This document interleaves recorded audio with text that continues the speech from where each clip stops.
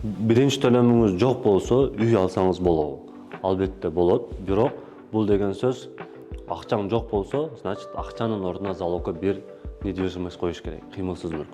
Мисалы, 5 миллионду үй ала турган болсоңуз, 30% биринчи төлөм керек. Бул 1,5 миллион.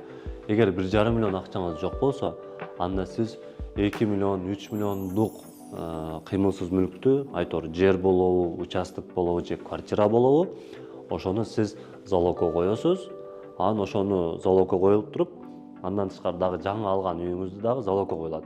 А эгер сиз залогко койбой первоначальный взнос бергениңизде, мисалы 1,5 миллион акчаңыз бар болсо, сиз 5 миллиондук үйдү алмаксыз дагы 1,5 миллионду берсеңиз, 3,5 миллиондун ордуна сизге жаңы алган үйдү залогко коюп берет.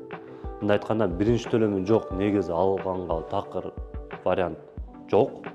Эки вариантыңыз бар. Же кыймылсыз мүлктү залогко коюп туруп, первоначальный взносты көрсөтөсүз, же болбосо ошону первоначальный взносты нактай акча менен гана көрсөтөсүз. Ал сиз алып аткан үйдүн 30% болуш керек. Мисалы 5 миллион болсо бул 1,5 миллион, $50,000 болсо бул $15,000.